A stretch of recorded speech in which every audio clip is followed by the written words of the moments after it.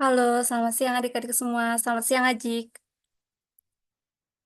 Suara saya terdengar kan ya? Oke, bagaimana adik-adik masih semangat untuk mengikuti kegiatan hari ini? Kalau yang masih semangat untuk jempol gini ya. Oke, bagus bagus, guys. Jadi, perkenalkan nama Kakak, Kak Niputu Eka Kismayanti. Adik-adik bisa manggil Kakak Kak Eka. Sekarang Kakak masih semester 1 jurusan Manajemen Bisnis di Universitas Bina Nusantara. Nah, selama beberapa jam ke depan, Kakak akan memandu kegiatan pemberian materi dan sharing session yang akan kita lakukan di hari ini. Nah, mungkin ini adalah hari pertemuan pertama kita sebagai salah satu program implementasi dari KRIS yang bekerja sama dengan pihak sekolah secara online. Jadi, nanti saat pemberian materi, Kakak harapkan adik-adik bisa menyimak materi dengan baik dan jangan lupa untuk dicatat poin-poin penting yang nanti akan disampaikan oleh kakaknya. Nah, mungkin adik-adik baru pertama kali atau masih ada yang awam, apa sih itu KRIS? Jadi, KRIS itu atau Komando Riset dan Inovasi Semanbara adalah ikatan alumni SMA Bali Mandara yang dibentuk untuk membantu perkembangan riset dan inovasi peserta didik di SMA Negeri Bali Mandara. Jadi, program pemberian materi ini akan dijadwalkan ada di setiap minggunya, di mana topik yang nanti akan dibahas atau yang akan adik-adik pelajari yaitu tentang penelitian, kewirausahaan, dan seni. Nah, selain itu, adik-adik juga bakalan dibimbing dalam pencarian ide untuk persiapan beberapa event-event lomba eh, yang sering kakak tingkatnya itu ikuti di tahun-tahun sebelumnya. Kayak gitu. Untuk pemberian materi ini akan dilakukan secara intens selama 1 minggu, dalam 1 minggu itu, dan berakhir pada tahun 2024. Jadi kita akan belajar secara intensif itu kurang lebih 2 bulan ke depan, kayak gitu. Jadi pertemuannya sekali dalam 1 minggu. Nah, kemudian untuk, pemateri kita itu di minggu pertama ini, adik-adik akan belajar bersama Kak Heri dan Kak Eka Januartini, yang tentunya mereka selama di SMA itu memiliki banyak pengalaman dan prestasi di bidang penelitian. Tepuk tangan dulu dong. Oke, halo Kak Heri, Kak Eka, ada Kak Wicak juga, ada Kak Krisna, selamat siang. Siang-siang. Oke, jadi untuk, materi pertama di sesi pertama ini akan dibawakan oleh Kak Heri dengan materi, "Apa sih itu penelitian?" Untuk waktu dan kesempatan diberikan kepada Kak Heri. Oke, terima kasih ya Eka ya atas pengenalannya juga. Sekalian tadi udah dikenalin ya sama Chris.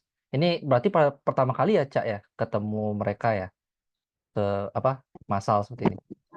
Ya, pertama kali untuk sekarang. Nah itu. Jadi sebelumnya aku juga mau makasih banyak nih terhadap Wicak dan kawan-kawan ya yang menginisiasi. Maafkan sepuh-sepuh ini sudah renta, jadi cukup sedikit waktu luangnya. Jadi mungkin nanti setiap minggu itu kita rencana ganti-gantian ya Wicak ya, ngasih materi ke adik-adik baik riset, kewirausahaan ataupun nanti ada yang bagian seni juga. Jadi inisiatifnya bagus ya. Kita kumpulin alumni-alumni yang memang sekarang apalagi kalau udah universitas itu, apalagi udah kerja dia makin spesifik nih dan lebih dekat sama dunia nyata gitu. Jadi biar adik-adik sekalian mungkin bisa tahu juga gitu gimana sih sebenarnya next step setelah kalian lulus SMA itu bakal ngapain gitu. Nah, sebelumnya tadi udah dikenali ya sama Eka ya. Nama saya Gede Heri Rumijaya. Saya orang tertua di sini. Apa enggak, bukan saya orang tertua ya, maksudnya yang alumninya nih. Saya angkatan keempat di SMA Negeri Bali Mandara, lulus tahun 2017, udah sangat beberapa tahun sebelumnya ya, lama banget. Tapi tenang, saya sama kayak kalian masih kena COVID ya. Oke, nah mungkin biar nggak terlalu lama nih, tadi udah di sharing, yang sekarang tuh kita bahas terkait penelitian. Nah, ini udah kelihatan ya share screen saya ya? Udah kelihatan belum? Sudah, Kak. Oke, mantap. Ih, udah pinter ngasih jempol, mantap. Ya, nanti apa mau kenal? Jadi kita step by step dulu lah kita sharingnya ya. Jadi mungkin nggak usah serius-serius banget, tapi tolong disimak dengan baik. Ini yang kami bagikan itu berdasarkan pengalaman, kami pribadi gitu, baik itu di lomba ataupun nanti di masa kuliah yang udah dapat materi lebih dalam itu, mereka bakal sharing gitu terkait topik-topik yang bakal dibahas. Nah, kali ini kita, ini udah ada tulisannya riset series ya, jadi bahas yang topik riset dulu. Nah, mungkin di sini berarti mayoritas ada kelas 10 ya, sama mungkin, ada yang klub kir sama klub apa, elektronya ya, Gebranya. Nah itu ataupun nanti ada yang lain sebenarnya nggak masalah ya, gabung gitu, untuk tujuan kita tuh untuk, sharing pengetahuan. Nah, bagian pertama ini kita ya judulnya brainstorm ya, karena kita bakal bahas mengenai gimana sih sebenarnya cara mencari ide gitu untuk penelitian. Kok bisa sih kakak-kakaknya dulu, dapat ide itu untuk melakukan riset, kok kami kesulitan pas kemarin ikut lomba-lomba penelitian tuh kok nggak nemu-nemu ide ya, gimana sih caranya sebenarnya gitu. Nah, itu yang mungkin jadi pertanyaan teman-teman semua gitu. Nah, mungkin sekilas ya. Perkenalkan kembali ya. Sekarang saya lagi ngajar di Universitas Prasetya Mulia, masih part-time, eee, apa namanya, masih di, ongoing diproses untuk bekerja di Universitas Prasetya Mulia. Kemudian saya juga lulusan di sana, S1-nya di Teknik Energi Terbarukan, kemudian baru lulus juga, master di Korea kemarin. Juga sempat mengemban tugas sebagai ketua umum di APMI. Kemudian karena ini ngomongin riset ya, jadi, interest saya tuh emang bidangnya tentang keberlanjutan teknologi material sama energi terbarukan ya. Wah itu typo tuh energinya. Oke, itu aja sekilas pengenalannya, nggak usah lama-lama ya, biar materinya tersampaikan. Nah, mungkin ini yang perlu saya tanyakan nih ke teman-teman, teman-teman aja lah ya, jangan adik-adik. Teman-teman semua ya. Pernah nggak sih kalian tuh bertanya-tanya gitu? Bertanya-tanya kayak sorry, pernah nggak sih kalian tuh, bertanya-tanya, terkait, kenapa sih langit itu warnanya biru gitu? Hal sederhana deh, kayak kenapa sih gula itu kok bisa manis rasanya? Terus pernah nggak sih mikir kalian listrik itu dari mana asalnya gitu kan? Atau, pernah yang pertanyaan kalau orang lagi berdebat itu duluan telur atau ayam gitu ya? Mungkin, kalian pernah nggak sih punya pertanyaan-pertanyaan basic seperti itu? Nah, kalau kalian udah mulai bertanya-tanya seperti itu, berarti ya ciri-ciri kalian itu ciri-ciri seorang peneliti ya. Kalau udah mulai bertanya sesuatu hal yang sebenarnya mungkin, basic atau sederhana, tapi, sebenarnya, eee, penting untuk dijawab gitu ya. Apa kayak asal muasal kehidupan segala macam gitu ya. Nah, modal sebagai peneliti itu memang, basic tuh kepo orangnya, ya. Saya yakin semua orang Indonesia ya, terutama kita di SMA Negeri Bandara diajarkan untuk berpikir kritis gitu, kayak kita nggak bisa menerima satu hal dengan, "Oh ya emang kayak gitu itu, oh ya emang kayak gitu ya." Itu nggak boleh tuh. Kita harus mulai, membiasakan diri kalau ada informasi itu kita harus pertanyakan itu benar nggak sih itu kan? Ini kenapa dikatakan seperti ini informasinya itu, ya. Jadi, itu basic-nya kenapa akhirnya ada yang namanya penelitian ya, mulai dari pertanyaan-pertanyaan tentang hidup ini gitu. Nah, ya mungkin ini secara apa ya, teknisnya ya, riset atau penelitian itu, nah ini mungkin kalau bahasa Inggrisnya mungkin adik-adik juga bisa, bacanya, tapi saya coba terjemahkan. Jadi riset itu kalau berdasarkan, katanya, riset itu adalah the systematic investigation into and study of materials and sources in order to establish facts and reach new conclusion. Jadi sebuah investigasi yang sistematis. Nah, ini kata kuncinya udah saya merahin ya. Dia tuh harus sistematis ya. Nggak bisa ngawur, itu nggak bisa. Kalau ngawur mah bukan riset gitu. Itu coba-coba namanya ya. Jadi kita kalau mau riset tuh pasti sistematis ya, terstruktur gitu ya. Dan, menginvestigasi sesuatu ya, baik itu material atau sumber atau apapun lah itu. Kita pelajarin secara sistematis dan kita akan menghasilkan sebuah fakta ya. ya, fakta. Fakta itu sesuatu yang memang kita dapatkan dari hasil studi kita atau studi yang kita pelajarin gitu, itu kita bisa sebut fakta. Kayak misalkan dan data-data yang sudah kita kumpulkan nanti itu, bisa diuji validitasnya, itu fakta namanya. Dan akhirnya bisa menyimpulkan sesuatu yang baru, gitu. Sama kayak pertanyaannya tadi, mengapa bayi itu menangis gitu kan? Nah, dari pertanyaan sederhana itu, kalau seorang peneliti, dia mulai tuh, melakukan penelitian. Kayak dia memperhatikan setiap bayi yang menangis itu saat jam berapa sih? Nah, itu misalkan basic-nya ya, dia, basis sistematisnya itu melihat jam, saat bayi itu menangis. Misalkan, oh ternyata bayi itu rata-rata menangis pada saat pagi hari, atau enggak pada saat malam hari gitu. Kalau pada saat malam hari, apa kemungkinan yang terjadi sebenarnya pada bayi itu? Ya misalkan ya emang udah capek, ngantuk, dia pengen tidur gitu, pengen ditidurin gitu kan, bayinya, makanya dia menangis. Nah itu akhirnya mencapai sebuah kesimpulan gitu, di mana, faktanya nanti itu mungkin dia perlu menguji cobakan pada ratusan bayi gitu kan, diuji coba, oh ternyata beneran nih, ini karena memang dia capek atau pengen tidur gitu kan. Kalau bayinya bisa ngomong kan, ya kita nggak perlu riset ya, tapi sayangnya bayi nggak bisa ngomong ya. Jadi perlu kita pelajarin kayak gitu. Nah itu salah satu contohnya. Kemudian ada, istilah lain lagi dari, eee, Robert Beebe, itu dari, American sociologist.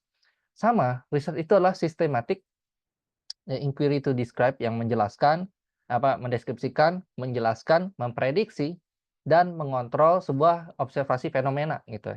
Sama ya, sama-sama sistematik, investigasi, observasi itu satu kata yang, 2 kata yang serupa lah, ya. Jadi itulah riset sebenarnya, ya. Kata kunci pertama adalah sistematis, ya. Jadi kalau kalian memang nanti mau, penelitian gitu ya, harus sistematis, nggak bisa kayak misalkan tadi saya tanya, "Kenapa bayi itu menangis?" "Oh, iya, Kak, ya kan emang menangis ya, dia tadi soalnya rewel, mainannya diambil makanya menangis." Nah, itu kan opini kita, mungkin terhadap satu bayi, gimana terhadap bayi-bayi lainnya gitu kan. Nah, itu makanya kita perlu melakukan proses studi yang sistematis, terstruktur, step by step-nya jelas, pengukurannya jelas, metode yang digunakan tuh juga harus jelas ya. Dan, eee, pastinya setelah melakukan riset itu, terciptalah sebuah fakta dan konklusi yang baru gitu ya. Kalian bisa menyimpulkan nih, mengapa bayi itu menangis. Alasannya nanti jawabannya tuh dapat di situ. Oke, aman ya? Paham ya sekarang? Kita sepakat ya, riset itu adalah sebuah systematic investigation atau systematic observation atau apapun itulah. Tapi yang paling penting dia adalah metode yang sistematis ya. Dan pada akhirnya kalian akan menciptakan sebuah fakta baru ataupun konklusi yang baru gitu. Oke. Nanti penerapan riset itu kalau kalian udah kerja gitu ya, masa kuliah aja deh, kalian pasti sering mengimplementasikannya. Apalagi kerja, semua hampir lini pekerjaan, posisi yang emban nanti pada saat kerja butuh yang namanya riset. Atau penelitian-penelitian kecil pun juga butuh ya. Seorang konten kreator pun kalau mau kontennya apa istilahnya kalau di TikTok, kalian lebih paham ya, FYP gitu ya. Ya mereka kan nggak ngasal ya, mereka uji coba dulu nih. Sekarang coba upload jam 6 gitu, nanti upload jam 12 mana yang paling rame. Itulah jadi konklusinya dia, itu yang jadi faktanya dia, oh ternyata jam 12 paling rame, berarti dia menyimpulkan kalau mau upload konten biar FYP, ya uploadnya jam 12. Nah, itu kesimpulannya. Tapi dia udah melakukan riset yang sistematis gitu. Dia menguji coba setiap jam yang ada, misalnya setiap 1 jam sekali itu dicoba mana yang paling akurat gitu, yang mana yang paling rame. Nah, itu riset juga kecil-kecilan. Seorang konten kreator pun riset juga, ya. Banyak. Mau jadi reporter atau mau jadi misalnya podcast gitu ya, kalian mau jadi podcaster gitu, itu riset juga. Narasumber datang, oh kalian studi literatur dulu tuh, mempelajari profil narasumber, itu riset juga gitu. Coba deh katakan kepada saya pekerjaan apa yang nggak butuh riset? Tukang bangunan pun riset dulu dia. Nyampur semen sama pasir kalau mereka nggak belajar perbandingan-perbandingannya sebelum mereka implementasi, ya kan nggak jadi kan semen-semen itu gitu. Beton-betonnya itu. Nah, jadi segala lini pekerjaan sebenarnya itu membutuhkan riset. Oke. Nah, Kemudian ini yang lebih klise lagi ya. Mengapa sih penelitian itu penting? Ini pendapat pribadi saya dan pengalaman saya ya. Jadi yang pertama ya tentunya kemajuan ilmu pengetahuan ya.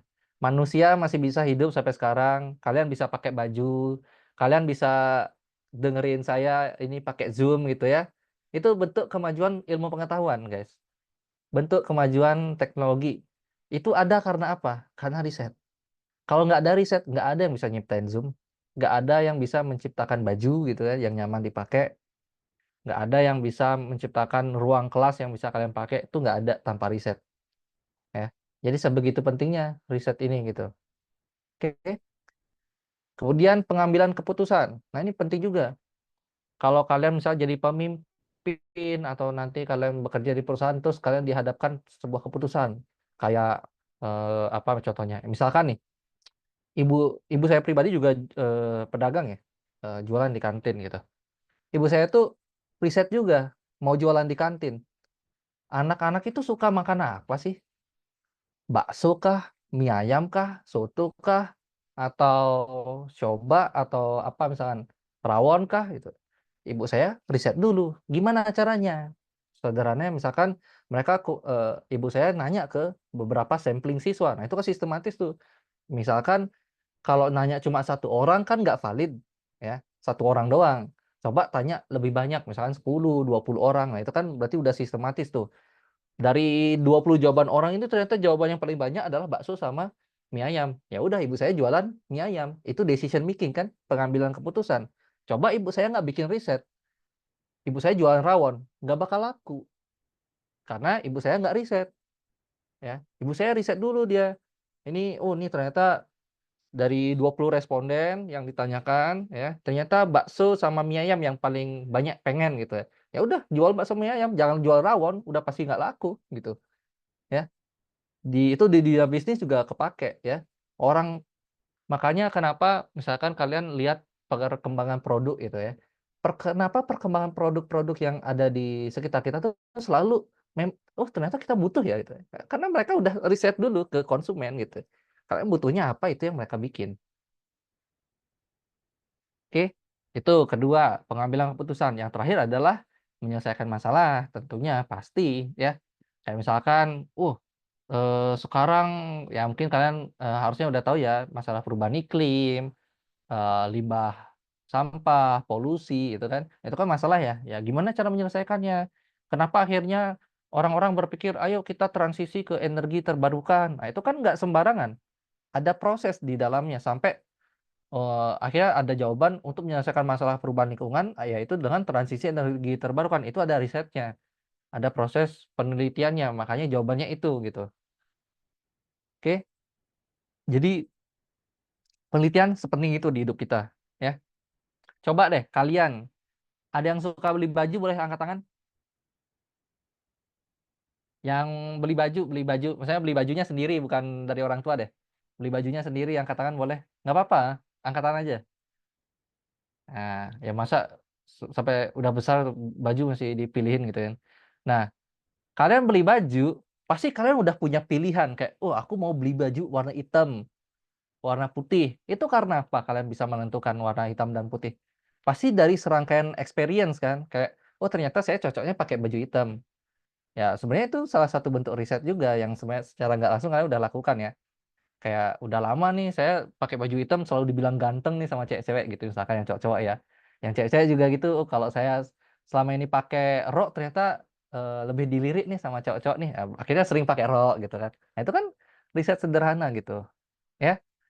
Jadi pengambilan keputusan, kemajuan ilmu pengetahuan, menyelesaikan masalah itu, hal penting yang menjadikan kenapa penelitian itu sampai sekarang masih dilakukan ya, sampai kapanpun ya. Ilmu-ilmu yang kalian pelajari di buku, baik ekonomi, geografi, semuanya itu hasil penelitian.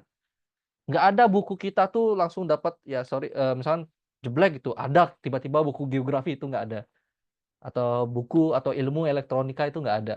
Ilmu ekonomi pun itu juga hasil riset semuanya. Ya, pengembangan ilmu pengetahuan. Oke. Nah, kemudian, nah tadi udah penting nih meneliti udah tahu apa, terus seberapa penting, terus siapa sih yang bisa jadi peneliti? Ya, peneliti siapapun bisa jadi peneliti, asalkan dia punya karakteristik ini, ya. Jadi kalau memang kalian berminat untuk mendalami lebih dalam lagi ya, maksudnya kalau penelitian secara sederhana di lingkungan kita memang, melakukannya, tapi kalau memang mau jadi seseorang peneliti itu sendiri yang memang fokusnya melakukan penelitian, ya, itu kalian tuh harus punya rasa ingin tahu yang tinggi. Biasanya orang-orang yang kepo banget gitu ya. Keponya yang dalam hal positif ya, bukan kepo dalam hal urusan misalnya artis gitu dikepoin gitu ya. BTS ya, SNSD yang kemarin apa, si Rose baru ngeluarin lagu sampai dicari tuh apa artinya, detailnya gitu kan. Nah itu kan berarti kepo kalian tinggi banget. Coba kita bawa kepo itu ke arah yang positif sekarang, kalau emang mau jadi peneliti. Cobalah kepo terhadap hal-hal yang memang jadi masalah untuk saat ini ya. Kemudian ya teman-teman juga sebisa mungkin bisa berpikir kritis. Nah, berpikir kritis ini bukan keahlian yang ada dari lahir ya. Misalnya kalian lahir udah bisa berpikir kritis tuh nggak ada ya. Semuanya tuh dilatih ya, semuanya dilatih. Saya pun juga nggak bisa mengatakan saya punya karakteristik semua ini dari lahir gitu. Saya melatih diri saya sendiri gitu. Terus yang paling Eee, kemudian berintegritas. Nah, peneliti itu berintegritas. Kenapa harus berintegritas? Ya salah satu contoh integritas itu kan adalah kejujuran ya. Misalkan kalian meneliti gitu, kalian eksperimen, terus harusnya jawabannya adalah A, terus kalian bohong nih, jawabannya B. Wah, itu kalian tuh sesat pikiran nanti, ya, sesat itu. Kalian tuh menjerumuskan seluruh dunia. Kalian menipu seluruh orang bahwa hasil penelitian kalian tuh yang benar tuh adalah B gitu. Padahal yang hasil eksperimen kalian adalah A gitu. Jadi usahakan kalau kalian udah terjun menjadi seorang peneliti, jangan sesekali membohongi apa namanya, publik ya. Karena udah banyak kasus-kasus seperti itu ya. Jadi usahakan kalian memiliki integritas yang baik ya, terutama terutama dalam hal kejujuran ya, itu paling penting. Karena bayangkan, coba misalkan saya bohong nih, saya, saya Newton, saya bohong tentang ilmu gravitasi itu, ya saya bohong kayak misalkan, gravitasi itu ini loh sebenarnya itu. Terus kalian percaya gitu, seantero dunia ini percaya bahwa gravitasi itu bukan yang diceritakan seperti sekarang gitu ya. Bayangkan satu dunia tertipu kalau kalian bohong dalam hal penelitian, ya. Itu dosanya lebih besar lagi. Kalian bohong di ilmu pengetahuan tuh dosanya lebih besar sekali ya. Jadi tolong kalau nanti kalian terjun di dunia penelitian, tolong integritasnya dijaga ya. Terus yang pastinya menyukai tantangan dan gigih ya. Karena kita berhadapan sama sesuatu yang memang belum pernah orang tahu gitu kayak. Mungkin dulu orang-orang mikir, ngapain sih kamu cari tahu kenapa bayi itu menangis?" Gitu kan. Sampai saat itu pun misalnya pada saat itu penelitinya nggak tahu kenapa bayi itu menangis gitu ya.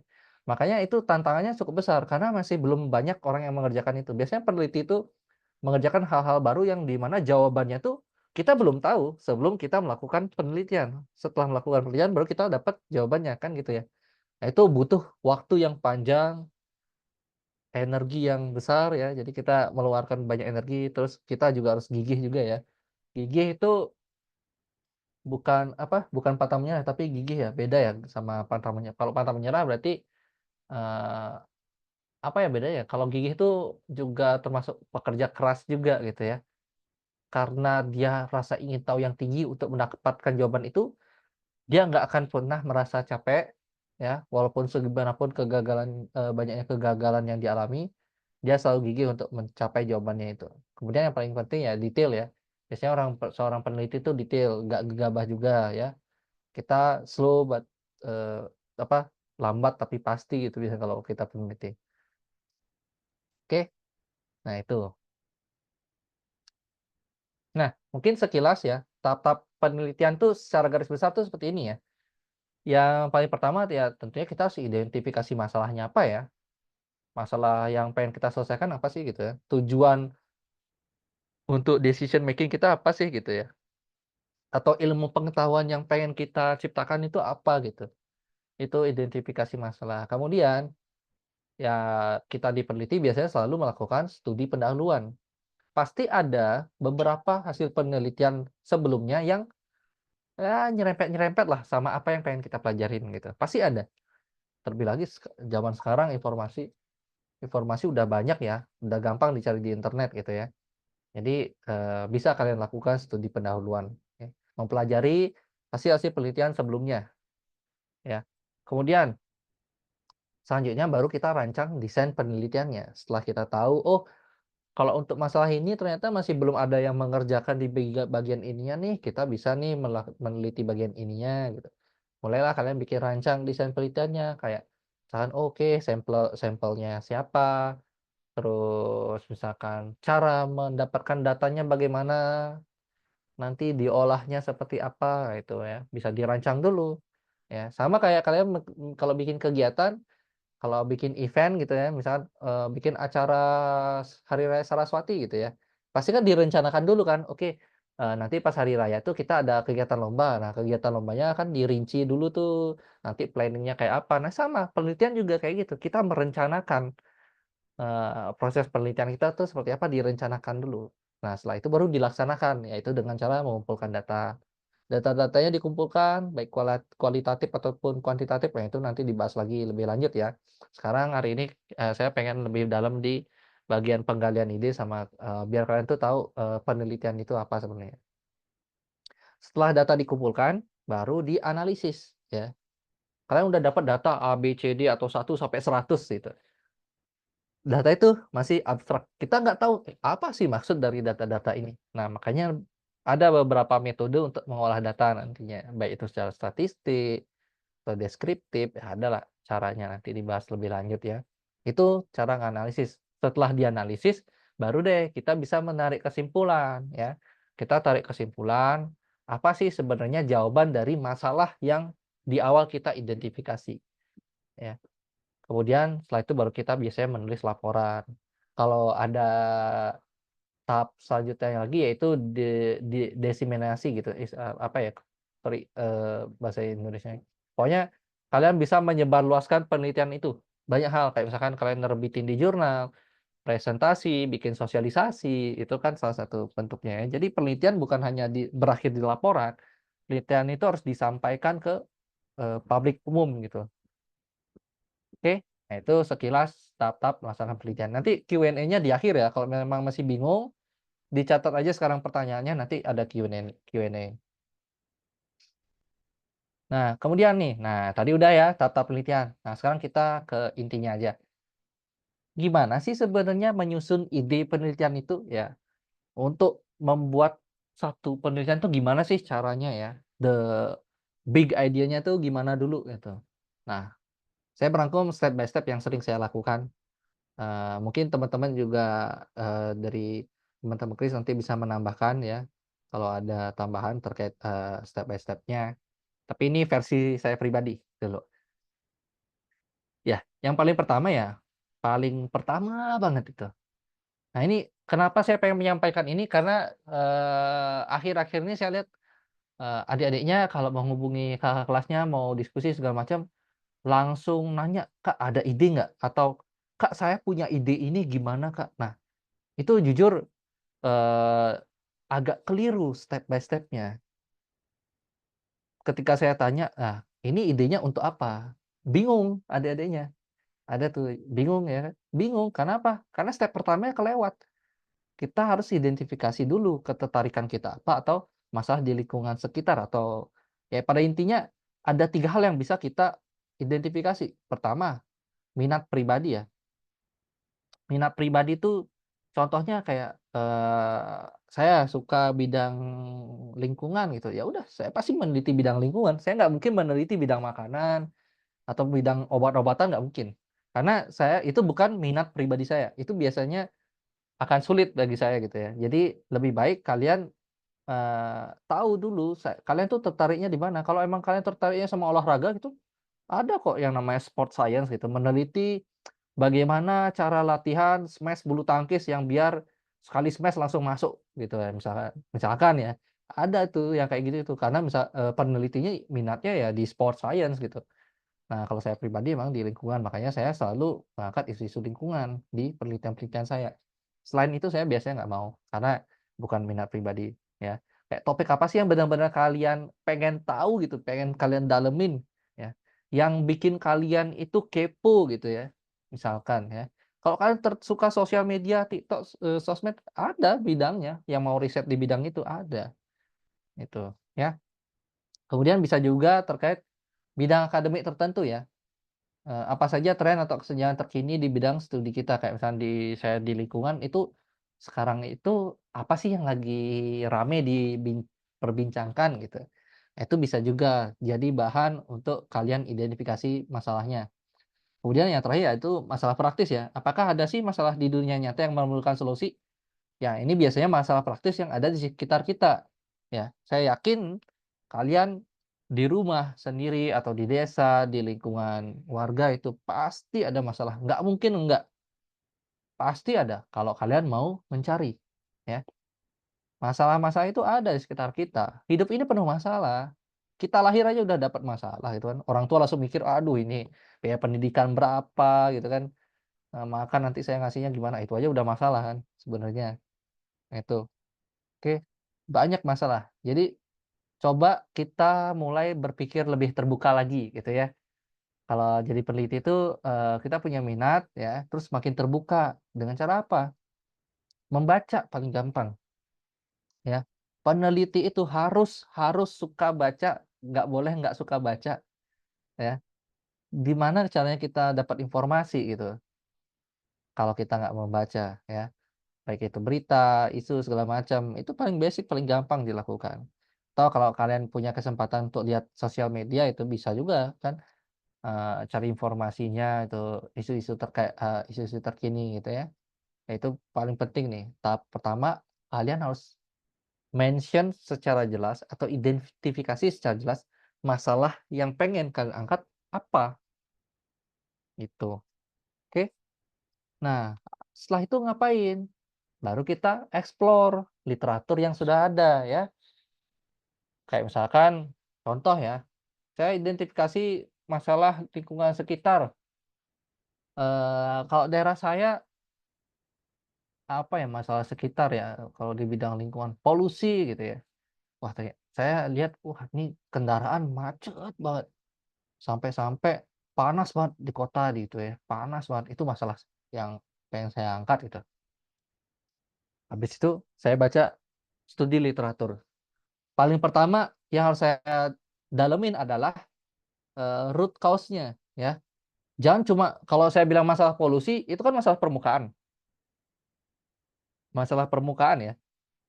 Kalau kalian pernah tahu diagram, apa ya namanya, iceberg yang, di atas kelihatan besar, padahal yang ke dalam-dalamnya itu masih Iceberg. ya, iceberg.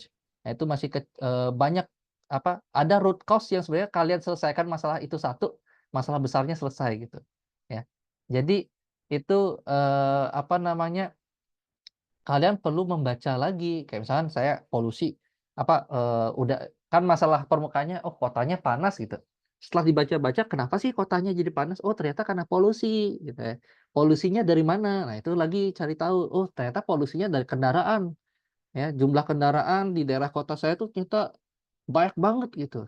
Sampai-sampai emisi CO2-nya tuh nggak bisa diserap sama tanaman-tanaman sekitar gitu. Nah itu kan udah dapat tuh jadinya root cause-nya adalah emisi CO2 dari kendaraan. Nah, baru kita cari tahu, apa, kita identifikasi kesenjangan penelitian istilahnya atau research gap ya. Coba kita cari tahu untuk masalah emisi CO2 dari kendaraan itu, apa namanya, udah ada yang meneliti nggak sih solusinya apa gitu? Atau kalian pengen meneliti lebih dalam lagi gitu ya, kayak apa sih pengaruh jumlah kendaraan terhadap apa namanya, emisi yang dihasilkan itu juga bisa, tapi apakah itu sudah ada yang melakukan atau enggak, ya. Jadi usahakan kita mencari yang belum dikerjakan orang, ya, yang belum ada di literatur. Nah, itu yang baru kita bisa angkat jadi ide sebenarnya, ya. Jadi jangan sampai sama gitu, sama yang sudah sempat diteliti oleh peneliti-peneliti sebelumnya. Jadi semakin kalian banyak baca literatur, kalian pasti semakin ketemu tuh mana sih yang perlu diteliti lagi gitu ya, atau mana yang belum pernah diteliti. Nah, itu research gap namanya. Kemudian habis itu baru kalian bisa pelajari metode-metode ya yang udah pernah digunakan oleh peneliti lain ya, kayak oh ternyata cara mengukur CO2 itu ini, itu pelajarin. Itu penting banget tuh di awal sebelum kalian ketemu idenya apa gitu ya. Ini baru eksplorasi literatur ya. Nah, setelah itu baru kita brainstorming ya. Baru tuh kita pikirkan idenya yang ingin kita angkat.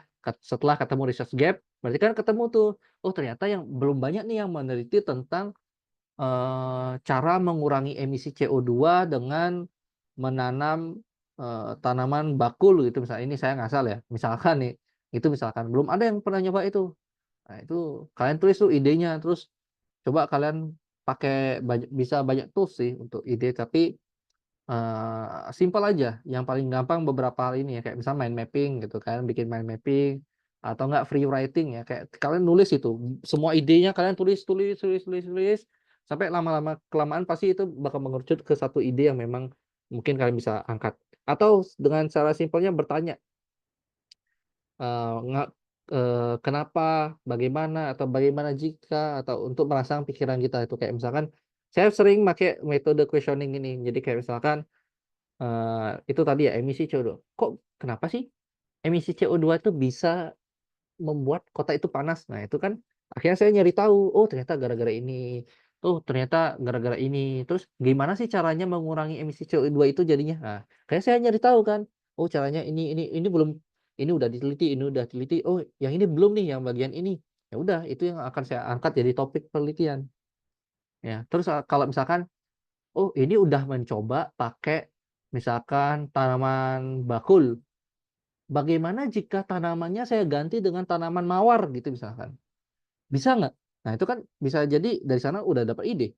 Dengan hanya bertanya bagaimana jika ininya diganti atau bagaimana jika apa namanya tujuannya diganti itu bisa. Itu bisa jadi bahan penelitian dengan cara sederhana kayak gitu.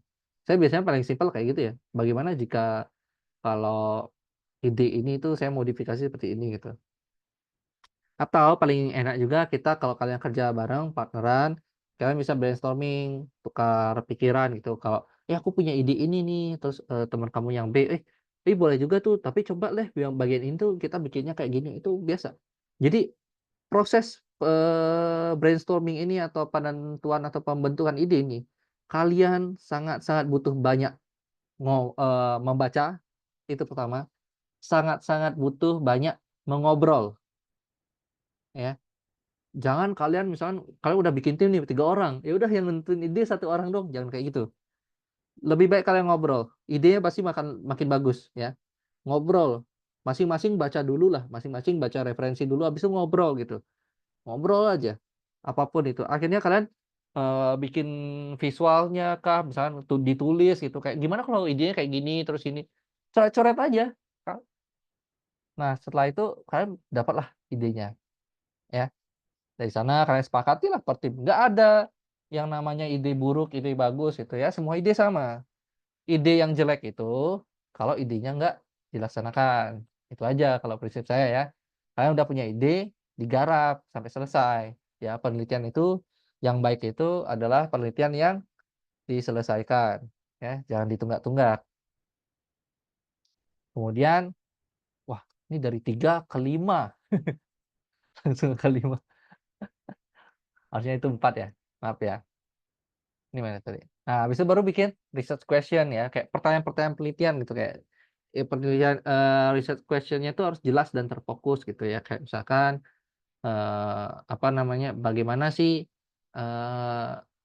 akhir efeknya kalau misalkan saya nanam pohon mawar terhadap emisi CO2 yang dihasilkan nanti di jalan raya gitu misalkan ya.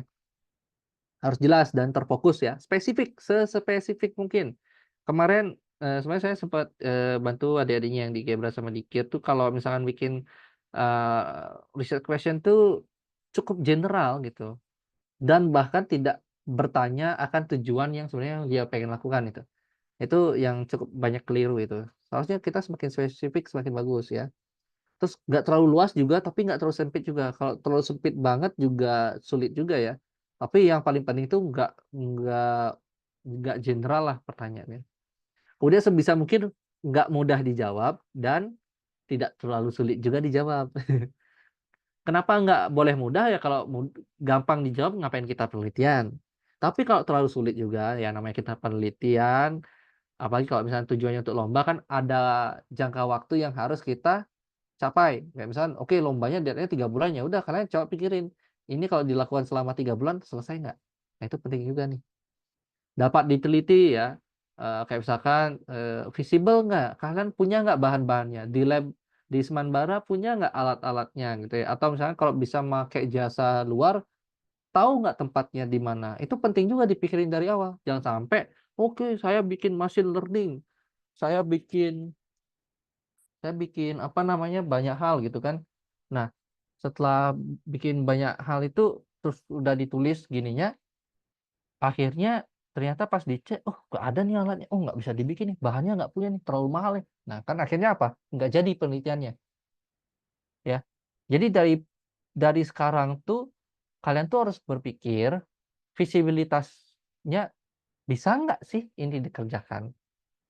Walaupun mungkin sulit dikit, tapi bisa nggak? Terutama dari sisi resource ya, sumber daya yang kalian punya gitu. Ya, kita bukan orang yang kaya raya yang bisa bayar jasa analisis, alat-alat canggih gitu ya. Tapi bukan berarti kita nggak bisa meneliti. Penelitian itu bisa dari banyak hal gitu ya. Tapi yang penting kita mikirin dari sekarang visibilitasnya, "Oh ini bisa nggak sih dilaksanakan?" Gitu. Oke. Terus sebisa mungkin riset question-nya itu lebih analisis ya. Kayak bagaimana pengaruh ini segala macam, bukan yang kayak pertanyaannya tuh, "Apakah A bisa jadi B?" Nah, bukan kayak gitu pertanyaan-pertanyaan penelitian. Harus kayak bagaimana, mengapalah, tapi paling mayoritas tuh adalah pertanyaan yang modelnya bagaimana, ya. Daripada hanya, terkait apakah yang dimaksud dengan, emisi CO2. Nah, itu tuh bukan pertanyaan penelitian tuh ya. Pertanyaan penelitian tuh kayak yang saya tadi ya, bagaimana apa namanya, bagaimana, pengaruh gitu misalkan atau bagaimana, eee, efektivitas atau apa ya, kayak gitu ya biasanya. Nah, terakhir baru kita bisa minta feedback. Nah, ini juga, sebisa mungkin kita apa namanya, nah ini di sini mungkin perannya, nanti Kris ya, di mana kalian udah menggarap ide kalian, bisa minta feedback. Feedback siapa aja bisa. Bisa pembina nanti kalian di sekolah ya, nanti bapak ibu gurunya, dia berdiskusi terutama kemudian mentor ataupun expert ya. Kayak misalnya kalau kalian, eee, penelitian bidang ekonomi ya coba diskusi sama, guru ekonomi, kalau misalnya kalian penelitian sama, tentang kimia ya tanya sama guru kimia ya, cari expertnya yang ahli di bidang itu gitu. Kemudian yang paling gampang kan kita bisa diskusi sama teman-teman sejawat gitu. Mungkin sama tim lainnya gitu kan, sama orang-orang yang mungkin awam gitu kalau ide kayak gini gimana gitu ya. Atau target penerima manfaat, ya kayak misalnya kalian penelitian ini untuk pengguna motor. Nah, coba kalian diskusi sama orang yang punya motor, yang pakai motor, gimana kalau idenya tuh kayak gini, itu kalian kalian menurut kalian gimana gitu. Itu penting juga nih feedback di akhir, karena terkadang kita meneliti itu di sana terbentuk kreativitas ya. Karena menurut saya kreativitas tuh nggak muncul dari diri sendiri ya, pasti juga bisa dari pengalaman orang lain ataupun pengalaman kita, tuh. Itu aja sih ya step by step-nya ya. Ada tugas nih, maaf ya kalau kalian syok ya, mentang-mentang saya udah ngajar ini ngasih tugas ke adik-adiknya. Oke, ya mungkin ini saya izin nih, Pak Wica sama teman-teman, biar adik-adiknya juga apa namanya, sekalian latihan ya, terserah lah. Ini, nggak wajib, tapi sangat bagus banget buat kalian latihan ya. Coba kalian, desain di penelitian ya dengan step-step tadi ya, yang dari awal coba identifikasi masalahnya dulu, terus, kalian udah studi literatur, referensinya apa gitu kan, coba, kalian lakukan itu sampai ketemu di tahap 5 itu, sampai kalian bikin research question ya. Nanti bagian feedback, nah itu baru ke kita ya. Nah mungkin nanti saya minta tolong ya teman-teman di Kris, mungkin pakai Google Form aja lah kalau adik-adiknya ada yang misalkan mau coba ngumpulin idenya. Nah, itu kan nanti kita bisa dari teman-teman Kris bantu ngasih feedback untuk setiap idenya itu gitu ya. Dengan menerapkan step by step itu ya. Terus bikin penjelasan setiap poinnya. Kayak misalkan di step 1 kalian identifikasi masalah. Nah, di sana kalian bikin penjelasan kayak, "Oh, jadi identifikasi masalah saya adalah A, B, C, D, D, E," gitu ya. Terus coba di bagian kedua, nah, eksplorasi literatur, oke. Jadi bagian literatur yang sudah saya pelajarin, saya mendapatkan bahwa A, B, C, D gitu misalkan. Kemudian kalian brainstorming sama teman-teman, akhirnya kalian bikin ide nih, entah itu nanti pakai questioning atau mind mapping, terserah itu kalian bisa pakai. Kemudian baru kalian bikin coba research question-nya seperti apa. Setelah itu baru kirim ke kita, ini bagian feedback dari kita. Ya, gitu prosesnya. Oke? Oke ya.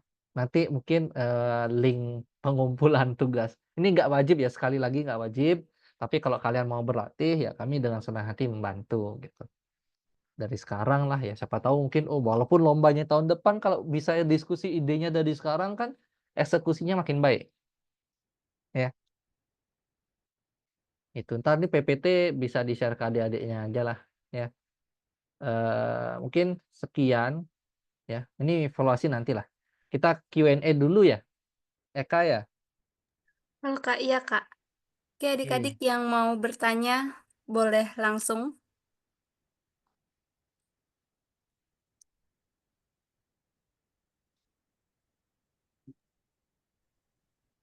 Wah, kelamaan saya presentasi ya. Sebentar. Enggak kok Kak, aman.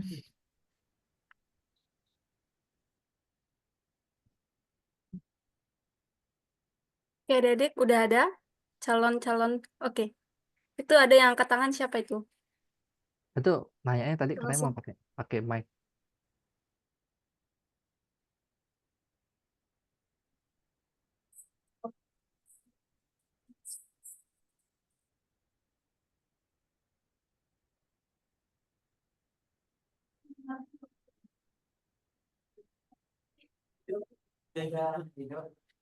Baik, terima kasih atas waktu yang diberikan kepada saya. Perkenalkan, nama saya Putri Melana Mandela dari Gairi Gerha. Di sini saya ingin bertanya. Nah, tadi kan kakaknya telah menjelaskan tentang bagaimana cara kita untuk mendapatkan ide. Setelah kita mendapatkan ide, pastinya kita akan masuk ke dalam bagaimana kita, kenapa kita bisa mengkaji ide itu atau pendahuluan di bagian latar belakang. Saya biasanya kesulitan dalam bagaimana caranya saya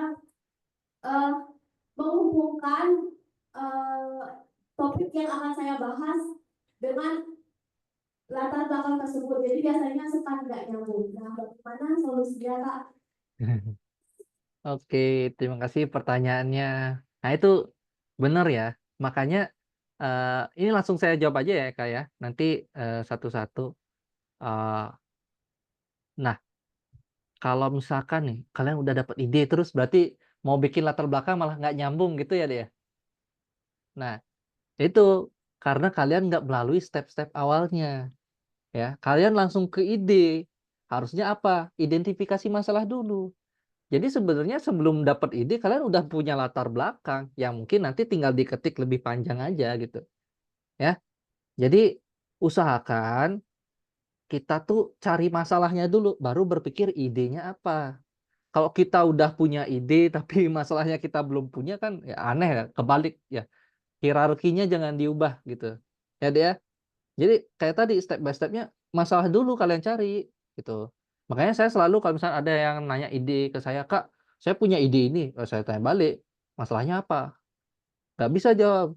Jadi ya gini aja, masalahnya apa? Nanti diskusi idenya ke saya gitu. Kasih saya masalah, jangan kasih saya ide. Kalau ngasih saya ide, saya nggak bisa kasih komentar. Yang paling paling saya tanya sama teman-teman pasti di mentor ya, masalah yang mau adik selesaikan apa gitu. Ya.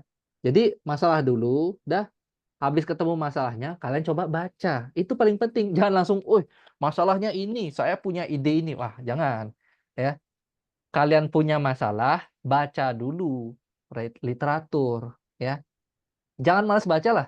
Saya jujur dulu juga apa namanya sangat membiasakan diri paksain dulu baca gitu. Walaupun misalnya paper-papernya ya atau jurnal-jurnalnya bahasa Inggris saya paksain dulu pakai Google Translate dulu pelan-pelan. Lama-lama terbiasa gitu. Ya, sering-sering baca itu habis dapat masalahnya literatur studi. Nah, setelah kalian ngumpulin ya setidaknya 3 sumber ya, minimal 3 sumber lah yang coba menyelesaikan masalah itu dari sini kan dapatlah research gap-nya. Oh, ternyata bagian ini masih belum ada yang mengerjakan atau enggak, oh bagian ini solusinya masih belum mantep nih, perlu ditingkatin lagi. Makanya saya melakukan penelitian ini. Makanya saya idenya ini. Kan jelas ya. Itu udah langsung dapat latar belakang komplit. Kalau kalian memang berawal dari latar belakang masalah sama langsung studi literatur. Oke? Ya. Jangan dibalik prosesnya. Jangan ide dulu baru masalahnya apa. Apalagi kayak Kak saya mau ikut lomba judulnya ini, wah saya langsung dikasih judul. Saya aja nggak tahu masalahnya apa gitu kan. Jangan gitu ya, judul belakangan. Justru kalau di kami peneliti judul tuh kami nggak peduli apa, biasanya kalau udah punya data terus kami udah nyimpulin baru kami bikin judul gitu. Judul abstrak itu paling akhir itu. Kami yang penting masalahnya jelas dulu terus desain penelitiannya selain terakhir judul. Oke.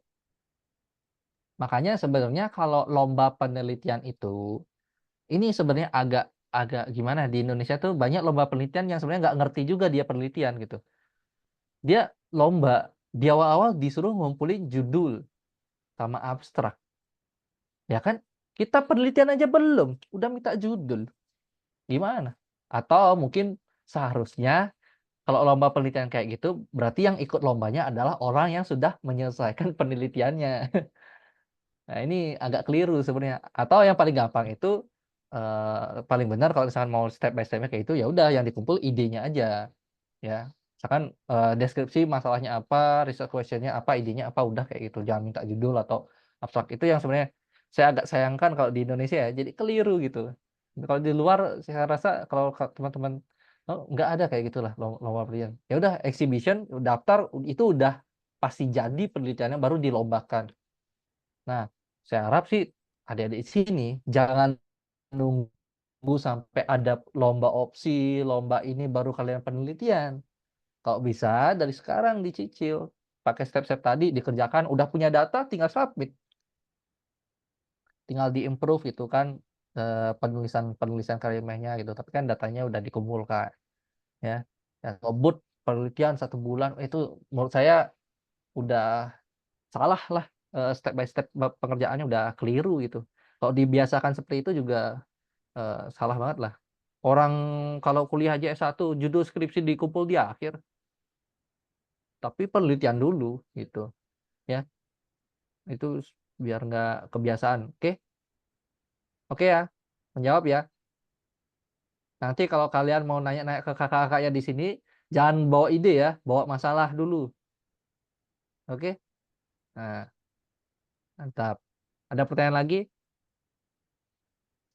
Wah, itu ada tuh. Wih, langsung tinggi.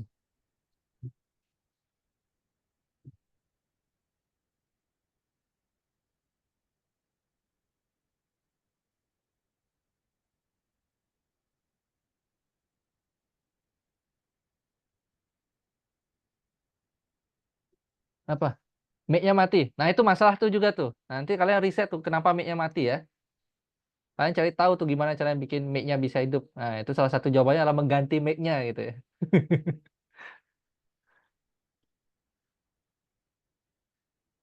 Ya kan siapa tahu tiba-tiba kalian tercetus ide, oh saya bikin mic yang nggak bisa mati gitu ya. Terus bisa jarak jauh gitu juga. Dengan masalah saya pribadi pas saya mau nanya mic-nya mati Kak gitu ya. Nggak ada suara ya? Nggak ada suara.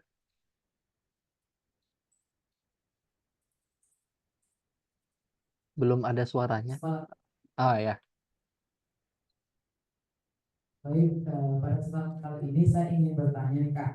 Jadi saya itu sering menemukan sebuah masalah yang dimana masalah itu tentunya sangat dekat dengan kita dan di sekitar kita seperti itu.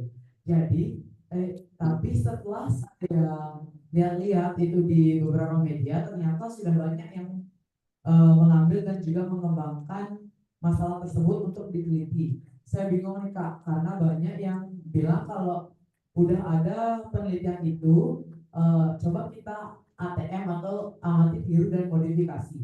Tapi saya bingung bagaimana cara kita memodifikasi, apanya yang perlu kita modifikasi agar eh, penelitian itu bisa lebih menarik lagi seperti itu. Terima kasih. Oke, terima kasih banyak atas pertanyaannya. Tapi sebelumnya boleh yang lain bantu jawab nggak? Hujan, baju saya masih di luar. Sebentar ya. Waci Oh, boleh bantu, boleh, Waci? bantu. Oke, jadi itu tadi benar banget sih, amati, tiru, modifikasi. Jadi aku cerita dari pengalaman aku S1 ngambil penelitian tentang gimana sih kalau wisatawan berkunjung ke suatu objek wisata yang basisnya tuh konservasi kayak Taman Bedugul, kayak gitu. Mereka tuh ada desire gitu nggak, aware atau nggak aware ke keberlanjutan lingkungan kayak gitu. Nah, aku aku tuh kemarin itu, bentar-bentar, sorry ada gangguan, sorry. Jadi kemarin tuh aku penelitian S1 itu aku mengambil dari penelitian yang sudah ada di Cina. Nah, tapi aku lihat nih subjeknya dia tuh, oh mereka make subjeknya tuh dari umur yang 20 sampai 60 nih. Nah, aku pengen penelitiannya ini kayaknya menarik banget nih kalau diimplementasiin di Indonesia karena pertama belum ada, terus yang kedua tuh pas zaman aku kuliah itu tahun 2022 masih viral ya Gen Z kayak gitu.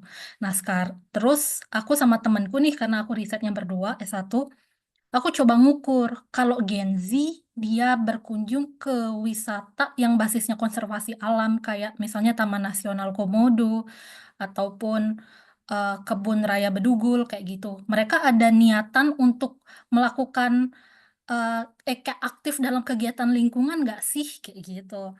Nah, jadi adik-adik itu bisa lihat em, atau enggak populasinya adik-adik bisa modifikasi atau enggak gininya apa sih namanya variabelnya. Nah, karena kemarin yang penelitian di Cina itu aku make variabelnya itu sama, tapi yang aku ubah itu adalah populasinya kayak gitu. Oh, bukan populasi, sampelnya aku ubah-ubah. Nah, karena mereka itu ngambil subjek dari yang sampel dari umur 20 sampai 60, sedangkan penelitian aku di Indo ini ngambilnya dari umur 15 sampai 27 tahun karena Gen Z kayak gitu. Nah, ternyata dari riset yang aku lakuin sama yang dari Cina, ternyata ada yang beda nih kayak gitu.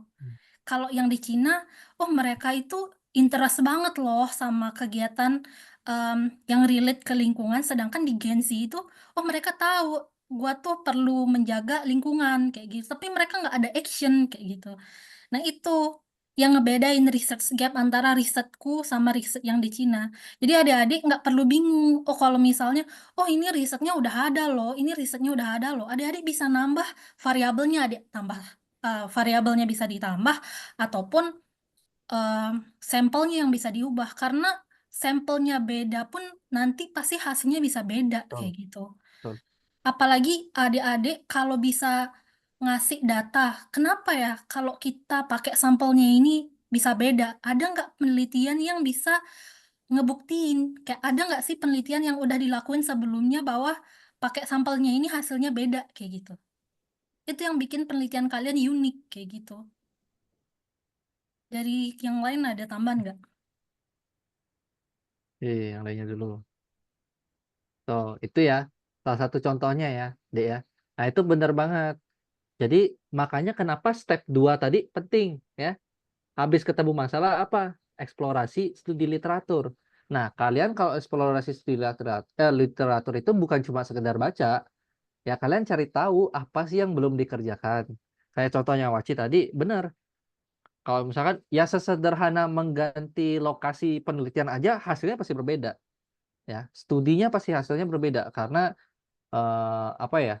Ya itu bisa jadi hal unik juga ya. Kayak misalkan, tapi kalian juga harus jelas kenapa melakukan studi yang sama di tempat yang berbeda tuh harus jelas. Kayak misalkan, oh iya ternyata ya kita juga negara pariwisata kok, ya kita juga pengen tahu kalau di daerah ini tuh gimana, reaksinya terhadap metode yang ini gitu misalkan. Saya pun kalau di bidang teknologi, kalau ditanya saya, udah banyak nih yang bikin ini, emang udah banyak, tapi kan belum sempurna. Nah, kita bisa cari tahu nih apa yang masih kurang, itu yang kita lengkapin dengan ide baru kita.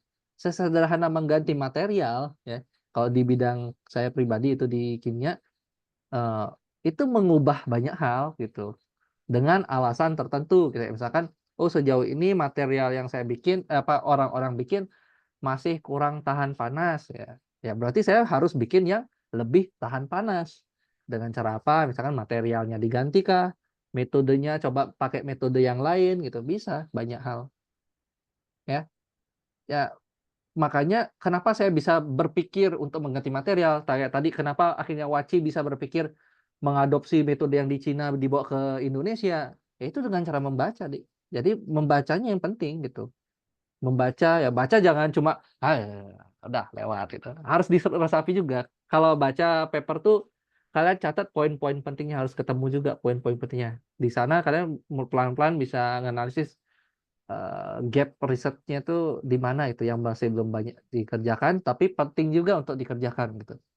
Atau biasanya di setiap penelitian tuh dia mengatakan kayak, "Oke, di sini kurangnya masih ini nih." Nah, itu aja diambil, kalian bisa pakai penelitian baru gitu, melanjutkan penelitian yang udah ada, bisa gitu ya.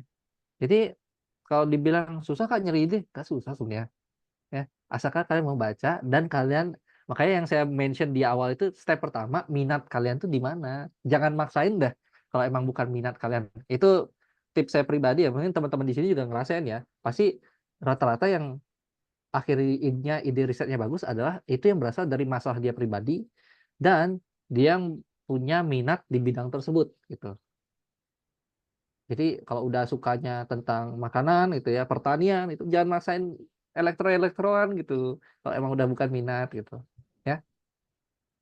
Atau mau dikombinasikan itu misalnya partner kerjanya bisa juga ya. Oke, Oh iya, nah paling nambahin lagi sih lagi dikit ya. mhm, Nah, mungkin yang terpenting itu adalah minat baca ya. Kadang menurut aku sendiri problemnya dulu kan di bahasa. Kalau adik-adik pernah lihat jurnal yang pakai bahasa Inggris pasti kayak aduh pusing banget kayak gitu.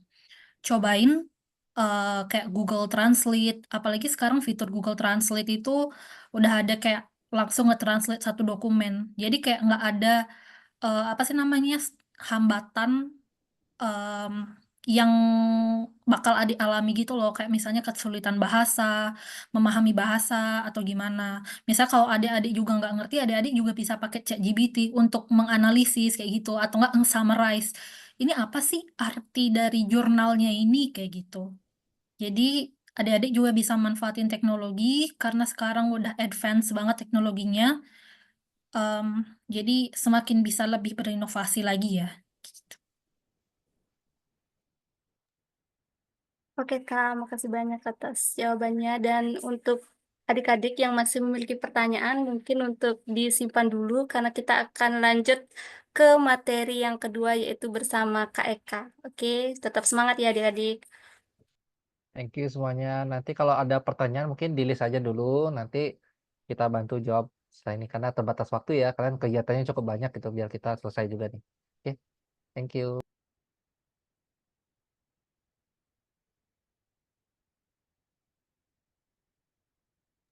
Oke Kak, apakah share screen-nya sudah terlihat? Aman aman. Oke, untuk Kak Eka waktu dan tempat dipersilakan. Oke, makasih juga ya Eka atas waktu dan tempatnya. Halo semuanya, selamat siang. Om Swastiastu. Perkenalkan, saya Nilo Eka Januartini. Biasa dipanggil Eka. Nah, saya sebelumnya dari Nairiti Gerha, angkatan ke-9, dan lulus 2 tahun lalu, 2019. Bukan, saya lulus 2022 maksudnya. Nah, terima kasih atas kesempatannya yang sangat luar biasa ini untuk adik-adik karena telah hadir mengikuti agenda KRIS pada hari ini dan semoga semangatnya terus membara sampai tahun-tahun berikutnya ya. Dan pada sesi kali ini saya bakal ngebahas terkait opsi. Nah, kenapa sih bahas opsi? Karena opsi ini sering bersinggungan dengan penelitian. Nah, apa sih sebenarnya itu OPSI? Nah, OPSI itu adalah Olimpiade Penelitian Siswa Indonesia yang merupakan ajang penelitian bergengsi tingkat nasional bagi siswa SMP dan SMA sederajat, berada di bawah naungan Balai Pengembangan Talenta Indonesia Kemendikbudristek. Nah, sebenarnya tujuan OPSI ini apa sih? Gitu. Tujuan OPSI ini sebagai wadah untuk menyiapkan SDM berkualitas yang memiliki keterampilan berpikir kritis dan kreatif dengan memperhatikan pengembangan keterampilan teknologi dan soft skill seperti keterampilan komunikasi, kolaborasi, dan pemecahan masalah. Nah, poin utamanya kenapa sih kita harus meneliti? Karena seperti yang dibilang Kak Eri, karena meneliti kita bisa menemukan solusi dari permasalahan yang kita hadapi di kehidupan ini. Oke, next boleh. Nah, di OPSI sendiri ada 3 bidang lomba. Yang lomba bidang pertama itu ada FTR atau Fisika Terapan dan Rekayasa. Nah, ada 5 subbidang yaitu Rekayasa Informatika, Aplikasi Komputer atau Perangkat Lunak, Rekayasa Grafis, Elektronik, Robotik, Mekatronik, Sistem Sensor Kontrol, Rekayasa Transportasi. Yang kedua, Rekayasa Permesinan, Teknik Mesin, Teknik Fisika. Yang ketiga, Rekayasa Lingkungan, yang keempat fisika, geofisika, kebumian, dan astronomi, geografi, dan energi. Yang terakhir sains data dan kecerdasan buatan. Nah, di gambar di samping itu merupakan salah satu contoh judul yang menjadi juara yang mendapat medali emas pada tahun 2020 lalu. Itu Fastor Vanillin Smart Detector, inovasi peningkatan mutu agrikultur Indonesia di era revolusi industri. Terus next boleh. Nah, bidang yang kedua itu ada Matematika, Sains, dan Teknologi atau MST. Di sini ada juga 5 subbidang, yaitu Matematika, Aljabar, Kalkulus, Algoritma, Geometri, Topologi, Trigonometri. Yang kedua Biologi, Botani, Zoologi, Genetika. Yang ketiga Kimia dan Teknik Kimia. Yang keempat, farmasi, biomedis, dan kesehatan. Yang kelima, teknologi, bioteknologi, pangan, peternakan, pertanian, perikanan, kelautan, dan lingkungan. Nah, di sini saya memasukkan 2 judul yang mendapat medali perak. Yang pertama itu Apes Gila yang mendeteksi dini gejala sapi gila. Yang kedua itu penelitian saya membawa penelitian mengenai kayu sintetik dari limbah daun intaran, solusi cerdas pemanfaatan limbah organik di SMA Negeri Bali Mandara. Nah, boleh next. Bidang selanjutnya itu ada bidang ilmu sosial humaniora atau ISH. Nah, subbidang ini ada 5, ilmu ekonomi, ilmu manajemen, sosiologi, komunikasi, rekayasa sosial, antropologi. Yang ketiga, psikologi dan pendidikan. Yang keempat, seni budaya dan sejarah. Yang kelima, bahasa dan sastra. Ini merupakan contoh judul yang juara mendapat medali perunggu, yaitu analisis efektivitas pemanfaatan grup reseller WhatsApp dan Facebook Marketplace sebagai pertahanan ekonomi keluarga menengah ke bawah di Bali. Nah, ini pada juara dapat perunggu pada tahun 2021. Oke, boleh next. Nah, secara garis besar, ini saya ngambil dari pedoman pelaksanaan OPSI 2024. Garis besar alur OPSI itu mulai dari bulan Januari, awal Januari hingga akhir Oktober. Namun tergantung lagi pada perubahan jadwal yang diberikan oleh panitia OPSI. Nah, tahun ini sendiri OPSI itu finalnya pada tanggal 3 November mulai hari ini hingga tanggal 9 November. Nah, jadi sebenarnya ini garis besarnya untuk urutannya dari sosialisasi, pendaftaran pengunggahan proposal penelitian, habis itu seleksi administrasi, nah kemudian penilaian awal proposal, setelah itu pengumuman hasil penilaian awal proposal, melaksanakan penelitian, kemudian setelah itu kita mengunggah laporan setelah penelitian. Nah, kemudian nanti akan juri menilai naskah penelitian yang telah kita buat, setelah itu pengumuman finalis, kita persiapan untuk terbang kalau udah offline, biasanya bakal dilaksanakan di daerah Jakarta, untuk tahun ini di Jakarta. Nah, setelah itu kalian bakal presentasi dan melakukan expo di hadapan juri. Gitu. Mungkin next boleh. Nah, untuk pengalaman saya sendiri, nah kenapa sih namanya KOPSI? Nah, karena jujur dulu KOPSI itu sempat berubah nama menjadi KOPSI. KOPSI itu Kompetisi Penelitian Siswa Indonesia. Nah, dulu itu di awal, pertama kali saya ikut Kopsi ini adalah di 2020, tapi batal karena pandemi, tiba-tiba pandemi. Nah, karena saya bukan anak KIR atau Gebra, jadi jujur saya clueless, nggak tahu mau bertanya ke siapa, mau konsultasi ke siapa, jadinya saya batal ikut gitu. Jadi saranku buat adik-adik untuk penting banget gitu ikut KIR atau Gebra, karena dari sana kalian bakal dapat koneksi, dapat bantuan gitu dari pembina-pembina yang udah paham penelitian serta kakak-kakak yang udah pernah ikut lomba-lomba sebelumnya gitu. Terus di tahun 2021, nah saya ikut lagi Kopsi gitu, ikut Kopsi, angkat masalah terkait daun intaran. Nah, kalian tahu kan daun intaran itu banyak banget di Semanbara dan itu paling mentok antara ke TPA atau ke composting tujuannya. Nah, saya dulu konsultasi gitu ke Pak Komang, kalau kalian tahu. Pak Komang itu nyaranin kayak mending pakai, saya buatnya papan partikel awalnya gitu. Nah, papan partikel ini rencananya mau pakai sampah daun aja gitu. Kenapa tadi judulnya limbah organik? Nah, karena saya mau pakai semua limbah daun gitu. Tapi setelah konsultasi dengan Pak Komang nyaranin pakai aja daun intaran. Kenapa? Karena daun intaran itu mengandung senyawa yang anti rayap gitu. Nah, kita kan tahu kalau selama ini kayu itu permasalahan utamanya itu apa sih? Kayu itu sering dimakan rayap. Nah, dari masalah itu kita timbullah solusi gitu. Jadi, itulah seperti yang dikatakan Kak Heri, kalau pentingnya baca referensi dan konsultasi gitu. Banyak omong, banyak bicara dengan orang lain gitu. Jadi, dari sanalah kita dapat solusi kadang yang tak terduga gitu. Nah, kemudian saya pakai awalnya itu dari kan biasanya kan untuk papan partikel itu perlu perekat kan. Nah, perekatnya itu biasanya itu kalau dilihat dari penelitian-penelitian sebelumnya menggunakan perekat dari styrofoam atau bensin, styrofoam dan bensin. Nah, itu perekatnya kuat, tapi itu kan nggak ramah lingkungan. Nah, pada tahun 2021 itu mengangkat isu tentang ramah lingkungan. Jadi, ketika saya konsultasi dengan pembina saya Pak Yuli, Pak Yuli menyarankan cobalah apa sih namanya, dikasih nih masalah ada namanya pohon kayu santan. Nah, dulu saya nggak tahu apa sih kayu santan.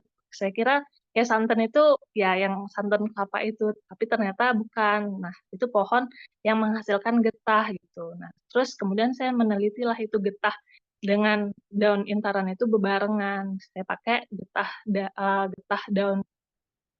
getah pohon kudo ini untuk dijadi perekat untuk menyatukan serbuk dari daun intaran ini untuk menjadi papan partikel. Nah, jatuh bangun dalam penelitian itu kan hal yang wajar ya. Saya banyak mengalami jatuh bangun waktu masa penelitian. Yang pertama dari saya nggak nemuin alat tempat mencetak dari papan partikelnya. Saya keliling dari Kubu Tambahan sampai Singaraja Kota, naik motor berdua teman saya nggak ketemu. Terus juga saya nyari pencacah untuk daun mimba itu nggak ada, composting waktu itu karena masih masa pandemi kan, jadi belum berani ke composting karena kan sekolah dipakai tempat isolasi kan, terus juga jadi kita fokus aja gitu, gimana sih caranya, banyak lah pokoknya. Terus ada juga kadang kita udah dapat solusinya untuk nyetak itu kita akhirnya pakai cetakan kue. Terus pas dijemur ada yang bilang kayak ternyata mirip mirip kue ya gitu. Padahal itu sebenarnya sampel yang kayak susah banget buatnya gitu. Terus, nah sungkarnya setelah jatuh bangun itu dapat medali gitu, kayak sesuatu yang nggak disangka-sangka gitu. Terus setelah itu dari dapat medali itu membuka peluang yang kayak nggak tertebak gitu. Yang pertama, dulu tiba-tiba ada namanya program Beasiswa Indonesia Maju angkatan pertama. Itu beasiswa pendaftaran buat siswa SMA kelas 12 untuk daftar kuliah di luar negeri gitu. Nah, kayak nggak kebayang ya dulu mana pernah kepikiran buat kuliah di luar negeri kan. Terus yang kedua, gara-gara kita ikut program itu, kita ikut tes, oh kita daftar terus lolos uh, dengan teman-teman yang lain juga yang ikut kopsi kita lolos, terus kita naik pesawat buat tes IELTS, terus 3 hari kita di Jakarta yang kayak, wah kita ke ibu kota, kita kayak dari penelitiannya kita bisa ke Jakarta, bisa naik pesawat, nginep di hotel, dapat uang saku, terus dapat kesempatan daftar kampus luar negeri, kayak tiba-tiba kesempatan terbuka lebar aja gitu. Nah, terus tapi sayangnya emang ya mungkin takdir berkata lain ya. Nah, aku sendiri sama teman-teman yang lain tuh ternyata nggak dapat, kita lolos beasiswanya, cuman kita nggak lolos untuk daftar kampusnya gitu. Karena sistemnya dulu dapat beasiswanya dulu, kampusnya daftar belakangan gitu. Ternyata kita nggak dapat kampusnya gitu. Jadi kita beralih daftar kampus di dalam negeri. Waktu itu aku nggak lolos SNM, kalau sekarang udah beda ya namanya. Pokoknya yang pakai nilai rapot, aku nggak lulus eligible, terus nggak lulus SBM, terus endingnya daftar di Unpad pakai jalur prestasi.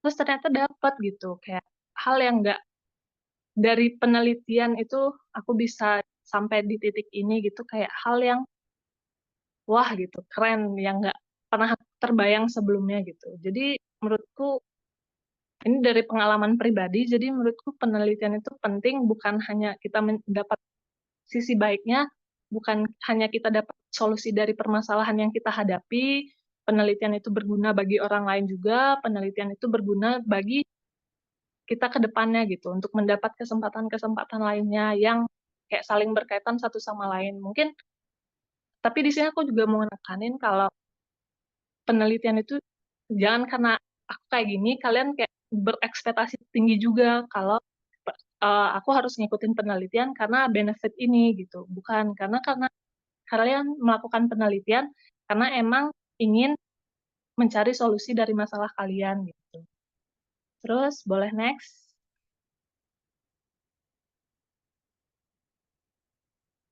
Oke, nah ini dokumentasi KOPSI waktu 2021. Nah, yang gambar pertama itu waktu kita bimbingan dengan Pak Yuli. Terus yang kedua itu ketika partner lomba aku namanya Selamat itu lagi ngitung apa sih ketebalan papan partikel yang kita buat pakai jangka sorong di lab kimia. Terus yang kedua karena itu kan aku bilang mesin kita nggak punya mesin pencacah, nggak bisa dipakai yang di composting, kita manual milih salah satu-satu daun mimba dipisahin sama batu-batu yang ke bawah sama ranting-ranting, terus kita blender masing-masing, blender pakai blenderan yang sekecil itu dengan kita bawa daun mimba yang sekarung gede, sekarung 25 kilo kalau nggak salah, itu berjam-jam. Terus yang bawahnya itu foto ketika pengumuman. Terus yang sebelahnya lagi itu waktu setelah pengumuman kita foto bersama sama tim-tim yang ada yang ikut KOPSI pada 2021 yang lalu. Terus yang next boleh. Oke, tips and trick meneliti. Ini sebenarnya udah disebutin banget sama Kak siapa sih namanya? Kak Heri. Nah, yang pertama itu lihat masalah yang ada di sekeliling kita. Gak apa-apa masalah kecil kok, kadang kita nggak ngeliat masalah kecil itu sebagai hal yang kayak ya sepele aja gitu, masalah kecil. Tapi sebenarnya dari masalah kecil ini kita bisa buat suatu penelitian, ya walaupun kayak ya kecil gitu, tapi itu berdampak juga sama orang yang merasakan apa sih yang mengalami masalah tersebut gitu. Nah, yang kedua itu cari partner seperjuangan. Partner itu selama pengalaman aku, partner itu orang yang paling penting, paling berpengaruh karena mereka bakal bareng kita terus selama penelitian, bakal intens. Jadi cari partner yang bisa diajak kerja sama bareng, ngeluh bareng, dan terus semangat bareng biar kedepannya pas ketika ada pendapat kalian gitu berbeda gitu pendapatnya. Terus kalian biar gara-gara kebersamaan ini kalian nggak ribut endingnya, malah saling kayak oh ini dari ide ini kita harusnya ngelakuin ini, oh oke. Pokoknya saling melengkapi lah gitu. Terus yang ketiga konsultasikan ide dengan pembina. Mungkin ini kayak kebalik ya alurnya sama Kak Heri sebelumnya bilang, tapi ini yang dari pengalaman aku mencari partner dulu gitu. Terus konsultasikan ide dengan pembina. Pembina itu penting banget karena para pembina udah sering kan bergelut di bidang penelitian, udah sering siswa-siswa gitu untuk penelitiannya harus kayak gimana gitu. Jadi penting banget pembina. Terus yang keempat, cari mentor dan banyak baca referensi gitu. Mentor itu nggak kalah penting karena dulu mentorku jujur baik banget. Kakaknya ngebantu aku detail banget. Contohnya waktu aku buat latar belakang, itu mentornya bantuin ngebedah detail apa yang harus diisi sebenarnya di metode isi di latar belakang. Nah, metodenya itu sampai sekarang masih aku terapin di dunia perkuliahan gitu. Nah, satu lagi aku nggak bakal bosan ngasih tahu kalian buat untuk rajin baca jurnal lah, baca buku, baca berita atau baca penelitian. Yang kalian tahu nggak sih yang ada di perpustakaan yang rak-rak buku di bawah itu warna oranye, baca itu, bedah itu. Karena dulu aku dari sana dapat kayak, oh ternyata ada kakak kelas yang punya penelitian ini, tapi benar sampelnya beda, aku mau buat sampel yang kayak gini-gini. Nah, itu bisa aja kan amati, amati, lihat, tiru. Ya pokoknya gitulah, modifikasi maksudnya. Nah, dari sana kan kayak yang warna oranye itu bisa jadi referensi buat kalian nyari ide, kalian bisa nyari ide baru atau modifikasi penelitian sebelumnya dari bacaan yang kalian dapat. Gitu. Terus, boleh next? Pokoknya ingat aja baca gitu. Baca itu penting. Nah, ini yang terakhir mungkin ya. Motivasi yang aku buat kalian, kalau hidup itu nggak selalu di atas, karena hidup itu kan roda berputar, kadang kalian di atas, kadang kalian di bawah. Tapi kalau misalnya gagal terus, artinya ban rodanya lagi kempes gitu. Jadi jangan nyerah, masih banyak cara biar untuk ngembaliin rodanya biar nggak kempes lagi, atau kalian bisa ganti sepedanya, atau kalian bisa minta tolong siapa, pokoknya masih banyak gitu kesempatan lain. Ingat jalan menuju Roma itu banyak. Jadi saranku jangan larut dengan kegagalan yang datang terus-menerus. Yakinlah kalau suatu saat nanti usaha kalian bakal terbayar. Gitu. Itu sih, boleh next.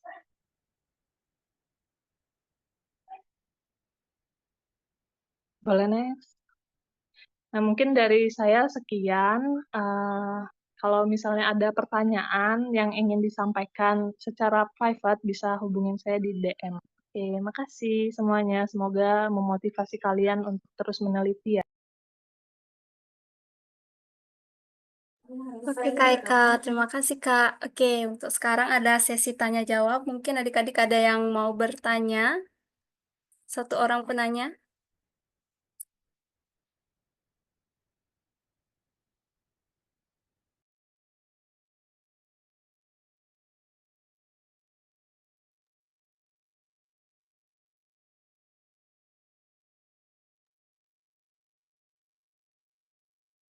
Ayo. Oke, ada nggak, Dek?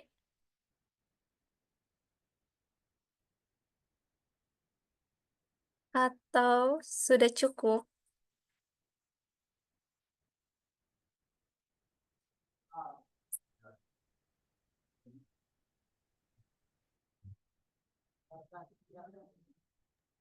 Udah cukup ya?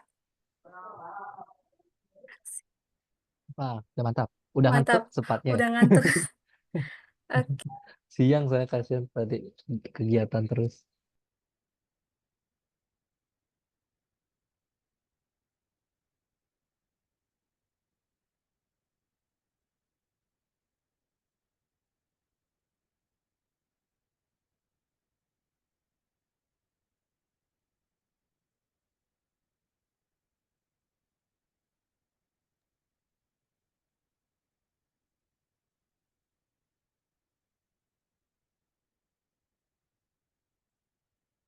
Oke adik-adik, terima kasih banyak atas antusiasnya adik-adik. Jadi sebelum kita mengakhiri sesi ini, kakak mau share link evaluasi.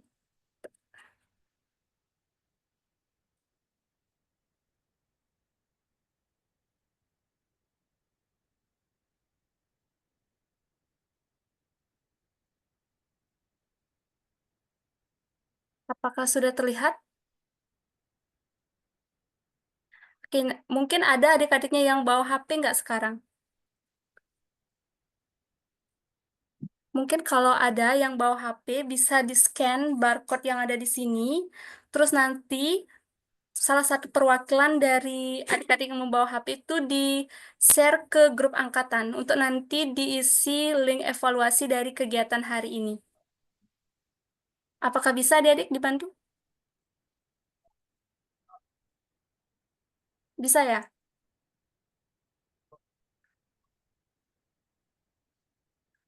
Apakah sudah di-scan linknya?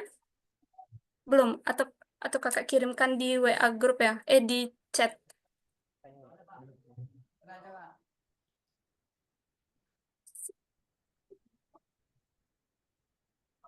Jadi mau difoto dulu. Udah difoto nggak, Dek? Atau enggak nanti dititip aja ke Jiweda atau siapa di sana yang bisa dititipin. Jadi saya ada bedanya kok. oh, ini nanti minta tolong diisi ya evaluasinya ya. Ini bagi kami gitu, misalkan kalau kalian butuhnya apa gitu, nanti dari teman-teman di Kris tuh bisa bantu provide itu kebutuhan kalian. Kayak tadi, oh Kak, tadi materinya kelamaan Kak itu, atau tadi materinya kecepatan itu. Nanti kan kami bisa evaluasi untuk tiap minggunya kayak gimana. Jadi mohon diisi sejujur-jujurnya ya. Kayak tadi ya, berintegritas ya semuanya ya. Ya, Derek. Jadi itu untuk linknya sudah kakak share di kolom chat, nanti bisa diisi. Kemudian sebelum kita mengakhiri sesi pada minggu pertama ini, apakah dari Kak Wicak atau Kak Krisna ada yang ingin disampaikan?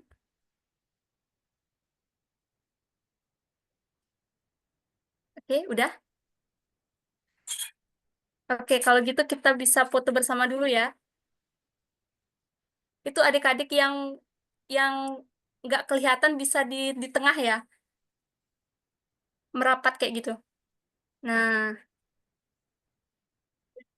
guys. Oke, udah siap?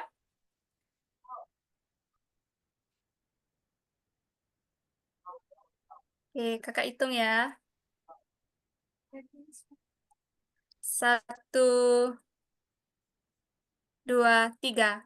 Senyum. Oke, siap. Sudah. Makasih adik-adik. Makasih kakak-kakak. Semangat ya kalian.